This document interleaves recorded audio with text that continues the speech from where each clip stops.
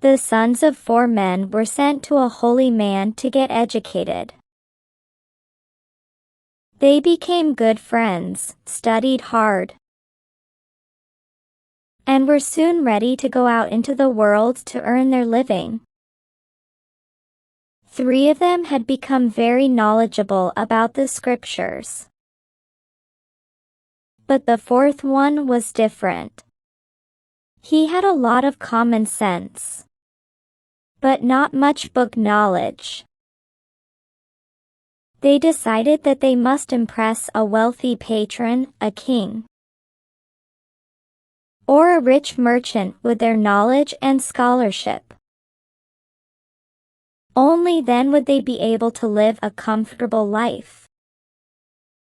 So they went off eastwards, looking for a patron. As they were walking along, one friend said, "You know, friends, 3 of us have worked very hard and acquired knowledge. When we earn money, we should share it. This fellow," he said, pointing to the 4th friend, "has only common sense. Of what use is his common sense? So, he does not deserve a share in our earnings." I agree, said the 2nd friend. But the 3rd one disagreed, saying, "Come on, fellows. He's our friend. I think he should stay with us, and we should share whatever we have." After some arguments, they agreed to take him along. As they were walking through a forest, they came upon the scattered bones of a dead lion. The 3 brilliant scholars were waiting for an opportunity to test their knowledge. The moment they saw the lion, they knew they had gotten their chance. The first scholar said, "Look, I know the chance that can make this scattered skeleton whole again. See this." And then, chanting some verses, he was able to put all the bones in order. The second scholar said, that was good. Now, I will put flesh and blood on this skeleton. And he proceeded to do just that. It looked as if a lion was lying there, sleeping.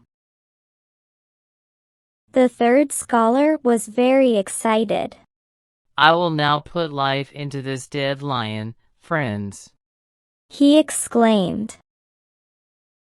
"Wait," said the fourth friend. "Wait? Why?" asked the first scholar. "Please stop. Don't do this. If the lion comes to life, he will attack us, friends. So don't bring him back to life, please," he begged. Silly fellow. Just because you are not a learned man, you do not want us to show our intelligence. Keep quiet, scolded the second scholar. The fourth one knew it was no use trying to explain.